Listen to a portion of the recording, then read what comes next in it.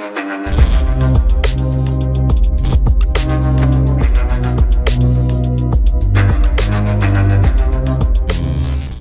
वालेकुम गाइस, कैसे हैं आप। उम्मीद करता हूं कि आप सब खैरियत से होंगे, खुश होंगे और हमारी दुआ है कि आप हमेशा खुश रहें, हंसते और मुस्कुराते रहें। मेरा नाम है रहमान अनवर और मैं हूं मोहम्मद से और मैं मुजफ्फर इकबाल। और आज हम जिस वीडियो पर रिएक्ट करने जा रहे हैं, इस वीडियो का टाइटल है invisible attack on China and पाक। तो वीडियो भाई आज लॉग की काफ़ी दिन बाद आई है, तो देखते हैं सबसे पहले वीडियो और बाद में देते रिव्यू। तो चलो वीडियो करते हैं शुरू।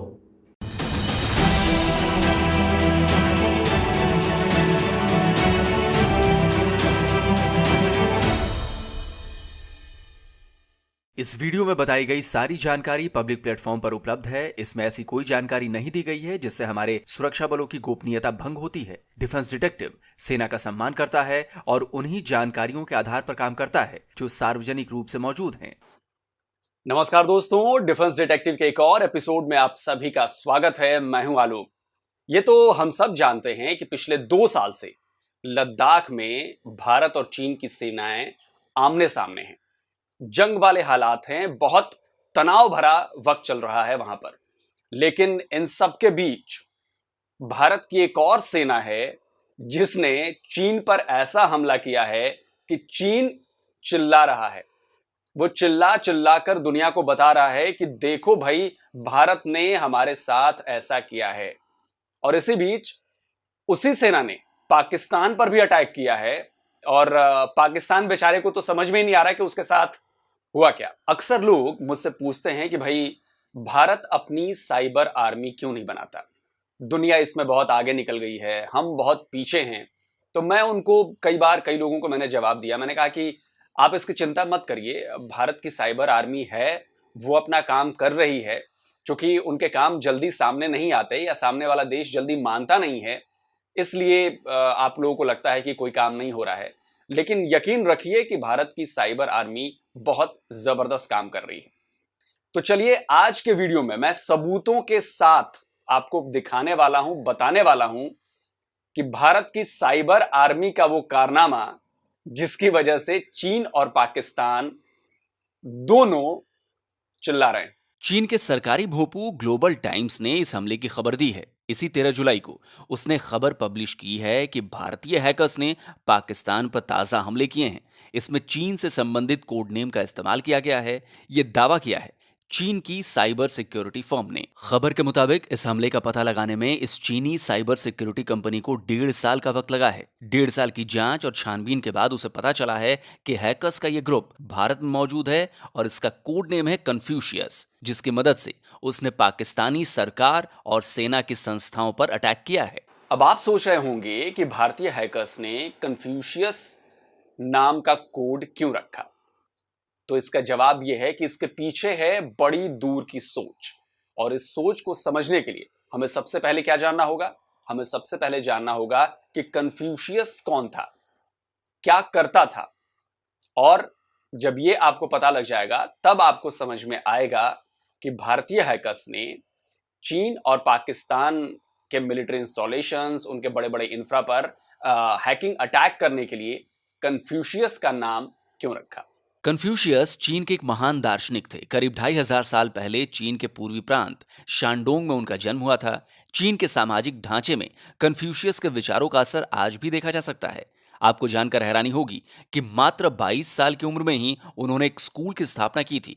उनके शहर शानडोंग में आज भी उनसे जुड़ी कई प्राचीन इमारतें, मंदिर और स्मारक हैं। ये यूनेस्को की विश्व धरोहर की लिस्ट में शामिल है। यानी कुल मिलाकर कन्फ्यूशियस एक ऐसे विचारक थे जिनकी बातों का लोगों पर बेहद गहरा और अमिट प्रभाव पड़ा। चीन में आज भी उनके विचारों और कही गई बातों को फॉलो किया जाता है। चीन में कन्फ्यूशियस नाम पर स्कूल कॉलेज तो हैं ही, पाकिस्तान में भी चीन ने उनके नाम पर इंस्टीट्यूट और एजुकेशन सेंटर्स खोल रखे हैं। जैसे पंजाब यूनिवर्सिटी में कन्फ्यूशियस इंस्टीट्यूट और कराची यूनिवर्सिटी में भी है, जहां पर हाल ही में आत्मघाती हमला हुआ था। पाकिस्तान की राजधानी इस्लामाबाद में भी कन्फ्यूशियस इंस्टीट्यूट है। यानी पाकिस्तान के लोग इस नाम से बखूबी वाकिफ हैं। तो भारतीय हैकर्स ने इसी का फायदा उठाया, कोड नेम कन्फ्यूशियस रखा जिससे पाकिस्तान के लोगों को ज्यादा शक न हो। मामले की जांच कर रही चीनी साइबर सिक्योरिटी कंपनी ने भी माना है कि हैकर्स ने चीनी कल्चर की अच्छी तरह से स्टडी की हुई है, इसीलिए हमलों को अंजाम देने के लिए उन्होंने कन्फ्यूशियस सेज जैसे कमांड का इस्तेमाल कर रहे थे। भारतीय हैकर्स को चीनी कल्चर का इतने अच्छे तरीके से पता कैसे चला, तो इसका भी जवाब चीनी कंपनी ने दिया है। जब वो चीन पर लगातार अटैक कर रहे थे, तब उन्हें इसी दौरान चीनी कल्चर के बारे में जानकारी मिली थी। चीन पर जो हमला हुआ उसकी तो पूरी जानकारी मैं आपको विस्तार से और सबूतों के साथ देने वाला हूं, लेकिन चूंकि बात पाकिस्तान की है ग्लोबल टाइम्स ने, तो पाकिस्तान की जानकारी देना भी बहुत जरूरी है। और इसलिए जरूरी है क्योंकि एक तो वो हमारा पड़ोसी मुल्क है, दूसरा हमारा दुश्मन मुल्क है, तो भाई उस पर भी तो नजर रखनी पड़ेगी ना। तो चलिए आपको मैं पाकिस्तान पर हुए हमले की जानकारी देता हूं, जिसमें भारतीय हैकर्स ने इतने विश्वसनीय तरीके से सारा काम किया कि पाकिस्तान के अधिकारियों, पाकिस्तान के कर्मचारियों, पाकिस्तान के लोगों को जरा भी मतलब अंदाजा नहीं लगा या कहें कि शक नहीं हुआ कि उनके साथ हैकिंग हो रही है या उनकी जानकारियां जो हैं वो उड़ाई जा रही हैं। ग्लोबल टाइम्स के मुताबिक पिछले साल यानी 2021 से ही पाकिस्तान की सरकारी और सैन्य संस्थाएं भारतीय हैकर्स ग्रुप के निशाने पर रही हैं। लगातार उन पर हमले किए गए हैं। हैकर्स का ग्रुप पाकिस्तानी सरकार के कर्मचारियों के नाम का इस्तेमाल करता था, फिर उनमें से टारगेट चूज किए जाते थे। इसके बाद उन्हें फिशिंग ईमेल्स भेजे जाते थे जिसमें कन्फ्यूशियस का नाम इस्तेमाल किया जाता था। जैसे ही ईमेल को वो शख्स खोलता था या अटैच डॉक्यूमेंट डाउनलोड करता था, ट्रोजन हॉर्स प्रोग्राम उसके कंप्यूटर में इंस्टॉल हो जाते थे। एक बार ये ट्रोजन हॉर्स प्रोग्राम इंस्टॉल हो गया तो समझ लीजिए उस कंप्यूटर का सारा कंट्रोल हैकर्स के हाथों में आ गया। बेचारे पाकिस्तान के सरकारी कर्मचारियों और अधिकारियों को पता भी नहीं चलता था कि उनके साथ कितना बड़ा खेल हो गया। ग्लोबल टाइम्स में छपी खबर के मुताबिक जून 2021 में भारतीय हैकर्स ने उस फाइल का इस्तेमाल किया जिसका संबंध पाकिस्तानी आर्मी के उन लोगों की लिस्ट से था जो मर चुके थे। वहीं फरवरी 2022 में एक ऐसी फाइल का इस्तेमाल किया गया जिसमें पाकिस्तानी सरकार के स्टाफ की वैक्सीनेशन के स्टेटस की जानकारी थी। इनकी मदद से हैकर्स ने पाकिस्तानी सरकार और सेना से जुड़ी कई अहम जानकारियों को हासिल कर लिया है। यही नहीं, एक हमले में तो हैकर्स ने पाकिस्तानी पीएम के ऑफिस के नाम तक का इस्तेमाल कर लिया। इस हमले की जानकारी जब पाकिस्तानी अथॉरिटीज को मिली तब उनके होश उड़ गए। फौरन Pakistani national telecom and information technology security board की तरफ से चेतावनी जारी की गई कि पीएम ऑफिस के नाम का इस्तेमाल कर हैकर्स ईमेल भेज रहे हैं, उनसे बचा जाए और किसी भी तरह की जानकारी ना दी जाए। लेकिन तब तक हैकर्स कई अहम जानकारियां ले चुके थे। और ये हम सब जानते हैं कि इस तरह की जानकारियां, इस तरह का डेटा कितना कीमती है, ये क्या क्या कर सकता है। और इसीलिए शायद कहा जाता है आजकल कि डेटा इज न्यू ऑयल। तो डेटा इज न्यू ऑयल के कंसेप्ट को समझने के लिए हमें समझना पड़ेगा चीन को, क्योंकि चीन इसी डेटा के सहारे, इसी बिग डेटा के सहारे आज दुनिया की महाशक्तियों में उसका शुमार हो रहा है। हर सेक्टर से जुड़े डेटा को चीन ने चुराया, उस पर काम किया, उसका फायदा उठाया। चीन कैसे गरीब देश से शक्तिशाली देश बना, इसको जरूर जानना चाहिए, क्योंकि इससे कुछ सीख हम ले सकते हैं जिसका इस्तेमाल हम अपने ऊपर, अपने देश में इसको अप्लाई कर सकते हैं। तो इसलिए मैं आपको रेकमेंड करूंगा कि आप कुकू एफएम पर एक ऑडियो बुक है राइज ऑफ चाइना, इसे आप जरूर सुनें। कुकू एफएम ऑडियो लर्निंग का एक बहुत बड़ा प्लेटफॉर्म है जहां आपको हिंदी, अंग्रेजी और दूसरी रीजनल लैंग्वेजेस में 1000 घंटे से भी ज्यादा की ऑडियो बुक्स की लाइब्रेरी मिलेगी, जहां आप इसी तरह की दूसरी कई ऑडियो बुक्स को सुन सकते हैं। डिफेंस डिटेक्टिव के दर्शकों के लिए भी कुकू एफएम पर एक्सक्लूसिव ऑफर चल रहा है। अगर आप कूपन कोड DDT50 का इस्तेमाल करेंगे तो आपको 50% तक का डिस्काउंट मिलेगा। यानी कुकू एफएम की सारी लाइब्रेरी की जो कॉस्ट है 399 रुपीज पर ईयर की, वो आपको सिर्फ 199 रुपए में साल भर के लिए मिल जाएगी। ये ऑफर पहले 250 यूजर्स के लिए ही वैलिड है। इसका लिंक आपको नीचे कमेंट और डिस्क्रिप्शन बॉक्स में मिल जाएगा। वापस अपने आज के टॉपिक पर लौटते हैं। वैसे ये जो हमला हुआ है, साइबर हमला हुआ है, इसकी शुरुआत चीन ने की थी भारत पर हमला करके, और शायद चीन ने भारत की तकनीकी क्षमताओं को कमतर करके आंकने की भूल कर दी। अब जब जवाबी कार्रवाई भारत ने शुरू की है तो चीन चिल्ला चिल्ला कर दुनिया को बता रहा है कि देखो भाई, भारत हमारे साथ ये कर रहा है। अप्रैल 2022 चीनी हैकर्स ने उत्तर भारत में मौजूद 7 पावर ग्रिड्स पर अटैक किया। वहां से अहम जानकारियां चुराने की कोशिश की, पावर ग्रिड को फेल करने की कोशिश की, लेकिन उनकी कोशिश को नाकाम कर दिया गया। इनमें से 2 हमले तो लद्दाख के करीब मौजूद इलेक्ट्रिसिटी डिस्ट्रीब्यूशन सेंटर्स पर किए गए थे, लेकिन सतर्कता की वजह से इन्हें भी विफल कर दिया गया। लेकिन चीन की यह हिमाकत नई नहीं थी। इससे पहले भी वो लगातार अपने हैकर्स से भारतीय प्रतिष्ठानों पर हमले करवाता आ रहा है। नवंबर 2021 में भी बड़े पैमाने पर चीनी हैकर्स ने अटैक्स किए। ये वही वक्त था जब लद्दाख में चीनी सेना और भारतीय सेना के बीच तनाव चरम पर था। अमेरिकी रिपोर्ट में बताया गया कि भारत के बंदरगाहों और डिफेंस कंपनीज पर भी चीन की तरफ से साइबर अटैक किया गया था। विदेशी मीडिया ने भी चीन की इस हरकत की खूब कवरेज की है। अमेरिकी एक कंपनी है, प्राइवेट साइबर सिक्योरिटी की कंपनी है, उसने अपनी रिपोर्ट में बताया कि चीनी सरकार की शह पर चीनी हैकर्स किस तरह से भारत के इंफ्रास्ट्रक्चर पर लगातार अटैक कर रहे हैं। और आपको यकीन नहीं होगा कि जब कोविड वैक्सीन भारत बना रहा था, भारत सबसे आगे था उसमें, तब भी चीनी हैकर्स ने चीनी सरकार की उनके कहने के बाद लगातार अटैक किया और चाहा कि कोरोना वैक्सीन जो बन रही है उससे जुड़ा डेटा चुरा लिया जाए। ऑब्जर्वर रिसर्च फाउंडेशन की एक रिपोर्ट आई अप्रैल 2022 में। उसमें बताया गया कि किस तरह चीन की सरकार कोविड वैक्सीन में भारत को मिल रही सफलताओं से बौखला गई थी और उसने अपने हैकर्स को डेटा चोरी पर लगा दिया था। रिपोर्ट के मुताबिक चीनी हैकर्स ने एक साथ 2 भारतीय वैक्सीन निर्माताओं भारत बायोटेक और सीरम इंस्टीट्यूट पर अटैक किया। लक्ष्य था वैक्सीन से जुड़ी अहम जानकारियों को चुराना, जिससे चीन अपने वैक्सीन प्रोग्राम में आगे बढ़ सके। अब ये तो हम सब जानते हैं कि दुनिया भर में कोरोना के लिए चीन की बनी वैक्सीन की इज्जत कितनी है। पूरी दुनिया में चीनी वैक्सीन बदनाम है। यहां तक कि उसके आयरन ब्रदर पाकिस्तान में भी लोगों ने चीनी वैक्सीन लगवाने से परहेज किया था। इससे पहले चीनी हैकर्स को मुंबई में हुए एक बड़े ब्लैकआउट के लिए भी जिम्मेदार माना जाता है। अक्टूबर 2020 में मुंबई को बिजली की सबसे बड़ी परेशानी से गुजरना पड़ा था। ट्रेन सर्विसेज रुक गई थीं, हॉस्पिटल्स में बिजली सप्लाई बंद हो गई। बाद में पता चला कि चीनी सरकार से संबंधित हैकर ग्रुप रेड इको ने भारतीय पावर सेक्टर में सेंध लगाई थी, जिसकी वजह से मुंबई में बिजली सप्लाई में परेशानी आई होगी। यही नहीं, यह भी पाया गया कि चीनी हैकर्स ने उस वक्त भी भारतीय बंदरगाहों और रेलवे के कुछ इंफ्रास्ट्रक्चर पर भी अटैक किया था। चीन को लगा कि अपने हैकर्स से हमले करवाकर वो भारत पर दबाव बना लेगा, लेकिन चीन भूल गया कि दुनिया भारत के जिस इंफॉर्मेशन टेक्नोलॉजी का लोहा मानती है, उससे पंगा लेना कितना बड़ा रिस्क था। अब जब भारत ने उसी की भाषा में, यानी कि चीन की भाषा में साइबर अटैक करके जवाब देना शुरू किया है, तो चीन परेशान हो गया है। चीन दुनिया से कह रहा है कि देखो भारत हमारे साथ ये क्या कर रहा है। और मैं आपको बता दूं कि अगर आप देखें पूरा सिनेरियो, तो चीन बहुत ज्यादा बौखलाया हुआ है। पिछले 1 साल में अगर आप ग्लोबल टाइम्स के कुछ रिपोर्ट्स आप देखेंगे तो आपको समझ आ जाएगा कि भारत की तरफ से हुए साइबर अटैक से चीन को कितना गहरा जख्म लगा है। 5 नवंबर 2021 ग्लोबल टाइम्स लिखता है कि उसकी इन्वेस्टिगेशन में पता चला है कि चीन के मेडिकल इंस्टीट्यूट्स, एरोस्पेस कंपनीज जिनका संबंध चीनी स्पेस मिशन से है, उस पर भारतीय हैकर्स ने अटैक किया। 20 नवंबर 2021 को ग्लोबल टाइम्स फिर लंबी चौड़ी रिपोर्ट पब्लिश करता है। इसमें वो लिखता है कि भारत के एक नए हैकर्स के ग्रुप का पता चला है जो चीन और पाकिस्तान की डिफेंस यूनिट्स पर लगातार हमले कर रहे हैं। 16 जून 2022 ग्लोबल टाइम्स फिर एक्सक्लूसिव रिपोर्ट पब्लिश करता है। लिखता है कि भारतीय हैकर्स के एक और ग्रुप की जानकारी उन्हें मिली है जो पिछले 1 दशक से लगातार चीन पर अटैक्स कर रहा है। 6 दिन बाद ही, यानी 22 जून 2022 को ग्लोबल टाइम्स फिर हैकिंग की खबर देता है। इस बार वो कहता है कि विदेशी हैकर ग्रुप ने चीनी यूनिवर्सिटीज के ईमेल सिस्टम पर हमला किया है। इसके खिलाफ केस दर्ज कर दिया गया है और जांच शुरू हो चुकी है।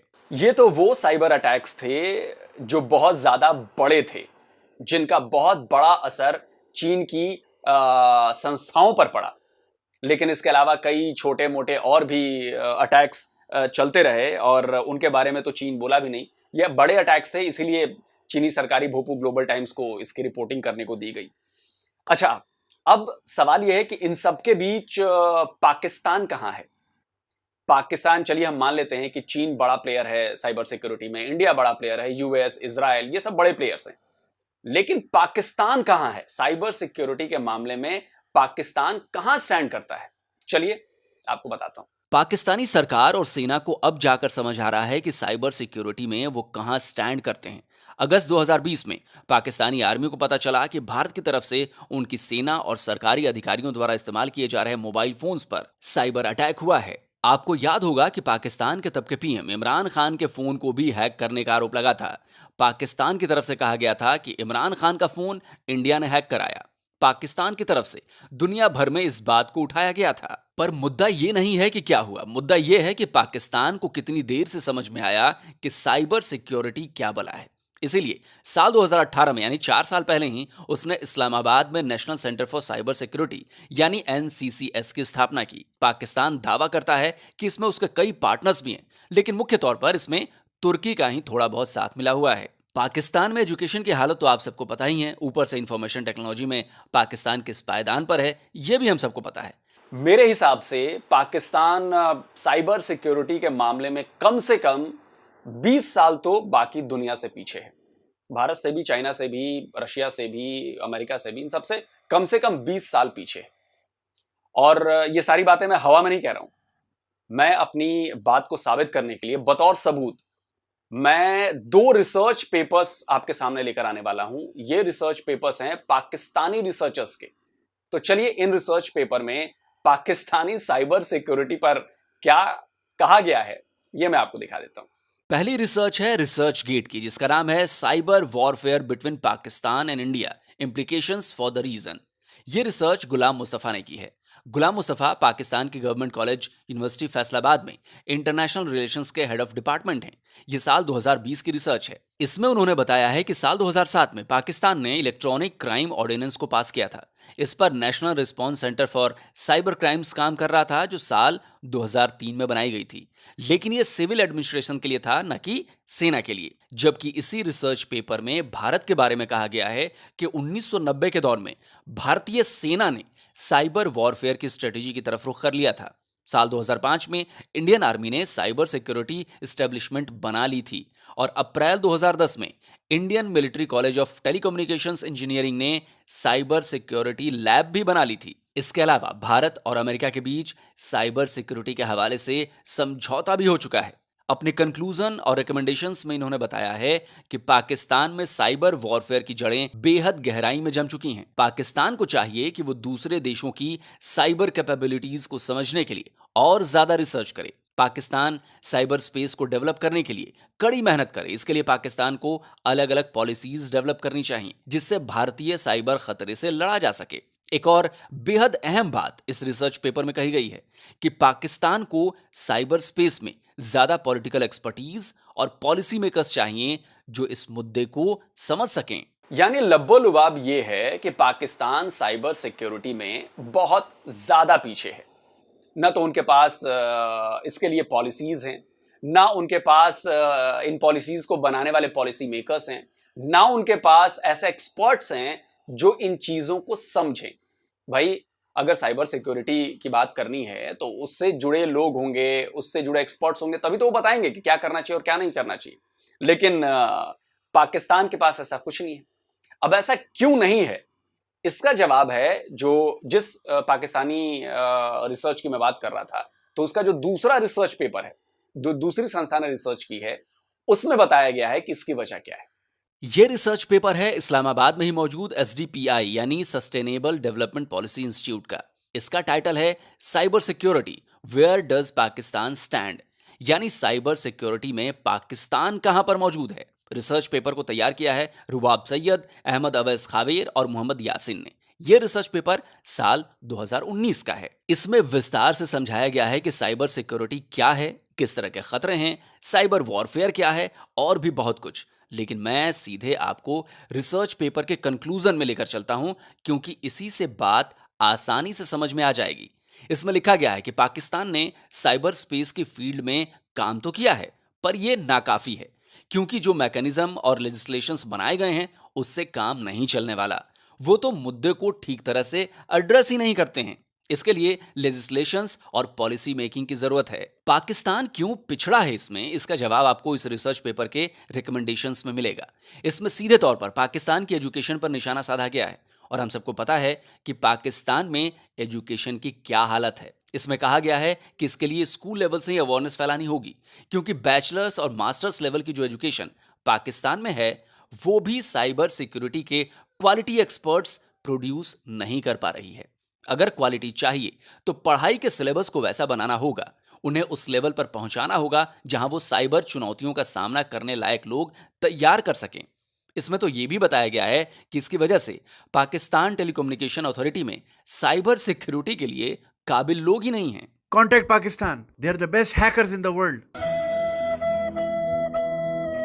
मेरा पढ़ाने का तरीका थोड़ा मुख्तलिफ है। जो किताब में लिखा होता है वही मैं बोर्ड पे लिखूंगा, वही आपने कॉपी पे लिखना है और एग्जाम में भी वही लिखना। Introduction to computers. Computer is an electronic device that can process data at an amazingly fast. ये होता है कंप्यूटर। कुछ पता है तुम लोगों को? What is a mouse? Mouse is an input device जिसको कंप्यूटर पे करेंगे यूं कर्सर आएगा, जहां क्लिक करना होगा ये क्लिक है, left click right click. Floppy disk होती है ये, इसके अंदर मैग्नेटिक टेप होती है, इसके अंदर स्टोरेज होता है 250 KB, यानी कि पूरी एक पिक्चर। कभी देखिए ये सर, कौन से दौर में अब केबी की सिर्फ आइसक्रीम होती है, ये 64 GB का है सर। अबे ऐसी खींच के मारूंगा ना तेरी 64 पे 65 हो जाएगी। चुपर। What is a keyboard? This is the keyboard. Alphabetic keys, numeric keys, functional keys. इस पे हम नंबर 1 सॉफ्टवेयर पे प्रोग्रामिंग सिखाएंगे आपको, MS DOS। Okay, next one, output device, monitor. एक होता है क्लास का मॉनिटर, एक होता है कंप्यूटर का मॉनिटर। Printer, dot matrix. अबे मैट्रिक्स का पार्ट 4 आ रहा है, ये डॉट मैट्रिक्स पढ़ा रहा है। CD देखिए कभी किसी ने?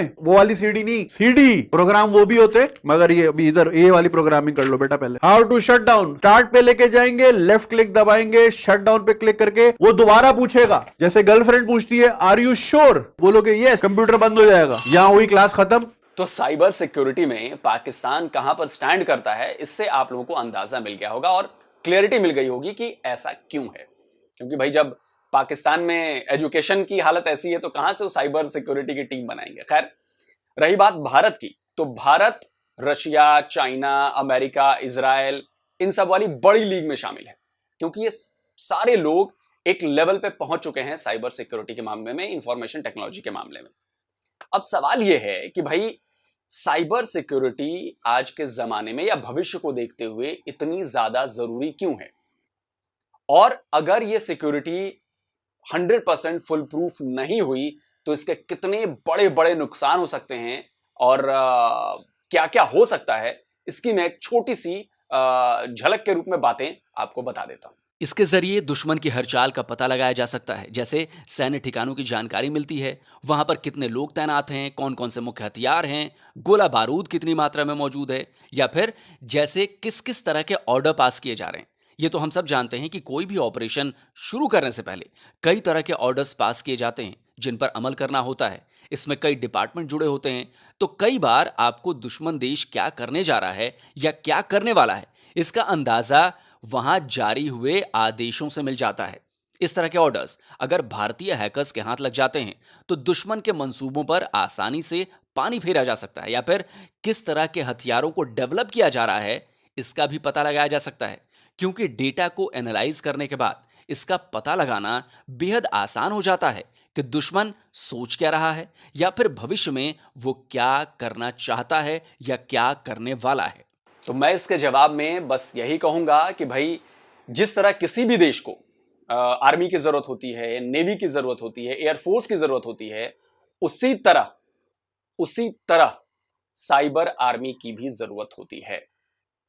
और जो दुनिया के बड़े देश हैं वो इनमें बहुत आगे निकल चुके हैं। साइबर आर्मी है, भारत की भी है, चाइना की भी है, ये सब एक दूसरे से लड़ते भिड़ते रहते हैं। बीच में पाकिस्तान की भी आ जाती है, छोटी मोटी पाकिस्तान ने 3-4 साल में थोड़ा बहुत तो किया है, तो उसमें भी वो लड़ाई भिड़ाई करते रहते हैं। ये इसलिए ज्यादा जरूरी है क्योंकि इसके जरिए आमने सामने की लड़ाई के बगैर दुश्मन को बड़े से बड़ा नुकसान पहुंचाया जा सकता है। यह नुकसान ऐसा होगा कि सिर्फ उसका असर वहां की सेना पर, वहां की सुरक्षा पर ही नहीं पड़ेगा, बल्कि वहां के आम लोगों पर भी पड़ेगा, क्योंकि इसमें शामिल है वो इंफ्रास्ट्रक्चर जो देश को चलाता है, और उन पर साइबर आर्मी के जरिए अटैक किया जा सकता है। और इसके कई उदाहरण देखने को हमें मिले हैं। तो कुल मिलाकर बात यह है कि साइबर आर्मी बहुत ज्यादा जरूरी है हर देश के लिए। तो दोस्तों, मुझे पूरी उम्मीद है कि डिफेंस डिटेक्टिव का आज का ये वीडियो आपको पसंद आया होगा, और अगर जवाब हाँ में है तो भाई से ज़्यादा शेयर कीजिए, ज़्यादा से ज़्यादा लाइक कीजिए। और जो लोग नए आए हैं, पहली बार आए हैं मेरे चैनल पर, तो उनसे प्रार्थना है कि भाई चैनल को सब्सक्राइब करिए, बेल आइकन ज़रूर प्रेस कीजिए, तभी आपको जैसे ही मैं कोई नया वीडियो अपलोड करूंगा उसकी पूरी जानकारी आपको फौरन मिल जाएगी। तो जल्दी हाजिर होता हूं नए वीडियो के साथ। नमस्कार, जय हिंद।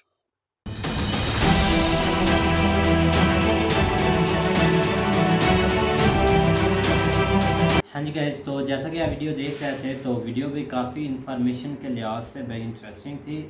भाई लोग ने आज अच्छी मतलब कि हर चीज़ इकट्ठी करके तो हमारे सामने रखी है। तो ये हैकिंग जो है ना, ये बहुत भाई बुरी चीज़ है। वैसे अगर लोकल बंदे के लिए बुरी चीज़ है, बहरहाल अपने मुल्क के लिए ये काम करना तो बिल्कुल ठीक है भाई। अपने मुल्क के लिए, अपने मुल्क के दिफा के लिए अगर आप ये सब करते हैं तो ठीक है, इसमें कौन सी बुरी चीज़ है। लेकिन यह है कि हैकर बनना इतना आसान तो नहीं है भाई, क्योंकि आप भी हैकर किसी दौर में रहे हैं। बिल्कुल, लेकिन बहुत मुश्किलें पेश आती हैं। 24-25 मिनट की वीडियो थी, तो इस पर एक ही लफ्ज़ था कि हैकिंग उसमें ऐसे करते हैं वैसे। कोई इतनी लॉजिक वाली बात नहीं, या कोई हमने ऐसा अटैक चाइनीज़ पर या पाकिस्तान पर नहीं देखा। ये जो सिस्टम हैकिंग वाला, वो ही ना सिस्टम हैक कर लिया या इंफॉर्मेशन ले ली यार, ऐसा मैंने तो ना देखा है, ना इधर इन्होंने इतनी इसकी ऊपर बात उठाई। एक होता है ना, आप पर साइबर अटैक हो जाता है तो हलचल मच जाती है कि भाई आपका एक पूरा सिस्टम हैक हो चुका है और आप चुपचाप बैठे हैं। वो भी आपके एक दुश्मन देश ने ऐसी चीजें होती हैं ना, वो भाई मेरे आप नहीं, मैं चाइना के फेवर में बात नहीं करता यार। कल परसों की न्यूज़ है कि चाइना उधर बस्तियाँ लद्दाख में बना रहा है और आप झूठ पर झूठ बोल रहे हैं, अपनी आवाम को गुमराह कर रहे हैं कि चाइना पर हम हैवी हो रहे हैं, हम चाइना को ऐसा कर रहे हैं। एक चूरन आपने बेचना शुरू किया हुआ है यार, ये चीज़ नहीं, वो इस चीज़ को नहीं आपके सामने रख रहा है कि चाइना को हमने तबाह कर दिया, ये कर दिया। वो एक न्यूज़ के लिहाज से उन्होंने हमारे सामने टॉपिक लेकर आए हैं। कौन सी साइबर हैकिंग, या आपके एक फौजी ने सारी इंफॉर्मेशन दे दी थी एक फोन पर, इंडियन फौजी ने, और वो एक इंडियन था, उसने दी थी। वो जिसका भाई सैयद इमरान साहब वो आते हैं ना, तो उन्होंने हमें इस चीज़ का जिक्र किया था कि उसने भाई हमारे लड़की वाला केस था जो उसने इंफॉर्मेशन लीक की है। वो भाई हैकिंग के से हट के है, आप उस चीज़ को छोड़े। अच्छा, वो हैकिंग से एक इंफॉर्मेशन वो दे रहा है अपने मुल्क की, वो हैकिंग से हट कर है। और ये है जो मतलब कि एक झूठी अफवाह या झूठा आप केस बना करके। यार झूठे केस की यहाँ पर नहीं भाई बात हो रही। वो ये है कि क्योंकि हमारे जो न्यूज़ वेबसाइट है वहाँ से उन्होंने लिया स्क्रीनशॉट, ग्लोबल टाइम से लिए, वो कौन सा अपना बनाकर हमने सामने रख रहे हैं भाई। मेरी बात सुनो, इस चीज़ को इग्नोर नहीं कर रहा है कि अटैक होते नहीं है, ये हो जाते हैं। ये आप हैकर्स दोनों तरफ हैं, ये बल्कि इंडिया की तरफ भी हैं, उधर चाइना की तरफ भी हैं। 100 दफ़ा की है सिस्टम हैक यार इंडिया के कि कई बार न्यूज़ देखी है कि पाकिस्तान ने ऐसे एक उनका चैनल हैक कर लिया, उनके सिस्टम हैक कर ले। मैंने कई दफ़ा न्यूज़ BBC की देखी है। नहीं, BBC की नहीं, अभी कुछ दिन पहले जब ये नुपुर शर्मा वाला केस हुआ था ना, उस वक्त एक न्यूज़ चल रही थी, हमारे मीडिया दिखा रहा था कि उनका लाइव चैनल इन्होंने हैक करके ऊपर जो है ना वो कोई इधर का कोई मवाद चला दिया। इंडियन न्यूज़ मवाद नहीं था, वो एक इन्होंने नात चलाई थी, तो उससे यार जो भी है, लेकिन पाकिस्तान के पास बेस्ट हैकर है। आप रहमान को देख के कह रहे हैं? नहीं, रहमान को देख कर, क्योंकि पूरा इसराइल इन पर जोर लगा रहा है। अभी तक उन्होंने इनका नहीं सिस्टम हैक कर लिया या इंफॉर्मेशन नहीं चुरा ली, तो इंडिया तो छोटी मोटी नहीं है। देखो ना, सारी इंफॉर्मेशन जो है ना वो सिस्टम रेलेवेंट नहीं होती। कुछ चीज़ें ऐसी होती हैं जो उन्होंने कई तरीके से रखी होती हैं। तो यार मेरी बात सुनो, आपको एक मिसाल देता हूँ कि जब वो क्रिकेट टीम का एक प्रॉब्लम हुआ था, तो इन्होंने सारे प्रूफ नहीं दिए थे। इधर इधर से मैसेज आए, इधर से ईमेल आए। इन्होंने क्या किया कि एक मजाक उड़ा दिया कि हाँ कि ये तो एक रेडी वाला है, इसने कौन सी इंफॉर्मेशन दे दी, या इसने कौन सी आपको धमकी दे दी आपकी टीम। तो वो क्या था, वो भी हैकिंग ही नहीं थी। बिल्कुल, तो वो पाकिस्तान ने बताया था कि किया किसने था? इंडियन ने। तो कर तो लेते हैं ना धमकियां देने, इसमें कौन सी साइबर हैकिंग है? चलो अच्छा कुछ मुझे आप कर ये तो बता रहे हैं दें ना कि भाई। धमकी देना कौन सी साइबर हैकर, भाई, एक ईमेल तो पर यही मैसेज है, भेजना। तो यही है दुश्मन मुल्क ये नहीं मेरी कहेगा बात कि सुनो, आपके साथ- पास अफरीदी का या जो भी क्रिकेटर है उनका इंस्टाग्राम है, ज़ाहिर बात है उनकी फैमिली ने उनको फॉलो तो किया होगा, आप उन पर जा मैसेज भेज दें, इसमें साइबर मेरी हैकिंग बात वाली कौन सी सुनो, अब अफरीदी या जो भी पाकिस्तानी क्रिकेटर है ना या इंडियन क्रिकेटर हैं, वो अगर किसी कंट्री में जाते हैं वो इतने इस तरह नहीं वो डर जाते किसी चीज़ से या कोई भी है। लेकिन जब ये गोरे वगैरह आते हैं ना, खासकर बाकी कंट्री में तो वो अपने आप को कुछ ज़्यादा सेफ समझते हैं, यहाँ पे थोड़ा थ्रेट्स का जो है ना वो सीन होता है। बिल्कुल, तो इधर पाकिस्तान जब में। उसने इस तरह की चीज़ देखनी है तो ज़ाहिर बात उसने डरना ही है कि ये क्या हो गया। अचानक से भाई वो चाल आ गया, क्योंकि यहाँ पर क्योंकि हमला भी हुआ था ना टीम पर, इसी वजह से ये चीज़ है, बाकी और कोई नहीं। और बाकी- भाई कोई भी नहीं, आप बातों को छोड़ो, साइबर हैकिंग आप सबसे पहले चाइना से लड़ो और दिल खोल कर लड़ो, जिगरे से। अब क्या भाई, ऐसे तोपे नहीं। इधर उधर से निकालें, तोपे नहीं पहले निकालें, उनका यूक्रेन और मुकाबला- रशिया का इशू चल रहा है, तो भाई कहाँ से उनका कहाँ पहुंच खुलकर गया मुकाबला काम। करे ना, ऐसे मतलब कि बुजदली की तरह पीछे होना या एक चूरन बेचने की बजाय उनका मुकाबला करें, उनको बताएं कि हकीकत क्या है। पता नहीं भाई आप कौन सी हकीकत जानना चाहते हैं। झंडा वो आप लहरा बोलते देते हैं भाई लद्दाख में, ये कि बोलते एक हैं कि दूसरे ऐसा के नहीं, सामने हो हमने जाएं, लगा दिया। पकड़ दें ये बंदूकें, और ऐसे नहीं लड़ाई होती भाई, यही एक दूसरे पर अटैक आजकल करना, एक information दूसरे को technology नुकसान का दौर पहुंचाना, है। 5th जनरेशन वार इसको हाँ बोलते जी, हैं, आज जिसके ये लिए वो थोड़ा सा- रेडी किए जाते हैं। आज की आपने जंगें ये जो है ना काम वो करना है। ऐसे लड़ी जा रही हैं। बिल्कुल भाई, ये फोन अंदाजा से होगा। कंप्यूटर से ये चीज़ें ऐसे लड़ी जाती हैं, ये नहीं कि तोपों से लड़नी, ये तोपों वाला काम अब खत्म है। 5th जनरेशन वार भाई, जाकर आप ट्विटर जब ट्रेंड देखते हैं ना, ट्रेंड चल रहे होते हैं हर एक चीज़ के, इसी वजह से कि दुनिया के सामने ये चीज़ लेकर आनी है। लेकिन इस मेरी चीज़ को बात देखना सुनो ना, पड़ता है। पाकिस्तान और इंडिया की ऐसी लड़ाई नहीं होनी, ये 5th जनरेशन वार, तो इधर से हो तो रही बड़ी है बम ना। भी छुटने हैं, अगर हुई भी तो ये वार वूर उधर होती होगी, ये ट्विटर वाली तो भाई ये हो रही है, अब आप देखते नहीं है, हो रही है तो अब भी। हो रही है, कुछ होता भी नहीं ना, बस चलती जाती है जिंदगी। चलो जंग देखते तो हैं। वो नहीं है, जंग इधर से बम बम छुटे नहीं वो जंग तो हम नहीं देखना चाहते ना ही यो वो- भाई, वो दोनों का कुछ आने नहीं वाला रहना, दौर बेहतर है, आप देख लेना पाकिस्तान बिल्कुल। का भी और इंडिया का भी। इंडिया का तो ऑलरेडी बेहतर है। हाँ वो तो बेहतर ही है, मजीद बेहतर कर रहे हैं ना भाई, तो उम्मीद करते हमारा भी हैं। बेहतर है, हमारा कौन सा इधर हटे देखा हुआ है कि 200 भाई 30 पर डॉलर हमारा चला इससे गया, आपको क्या फर्क पड़ता है? फर्क ही कुछ नहीं पड़ता। हाँ 250 रुपए हमारा जो पेट्रोल है, हाँ, तो हमें शुक्र क्या करो। फिक्र, शुक्र करें। चलो भाई शुक्र है, पेट्रोल इतना महंगा है, ठीक है भाई। तो उम्मीद करते हैं कि गाइज आपको वीडियो पसंद आएगी, अगर पसंद आए तो लाइक सब्सक्राइब जरूर कीजिएगा और कमेंट में अपनी राय का इज़हार जरूर कीजिएगा। अल्लाह हाफिज़।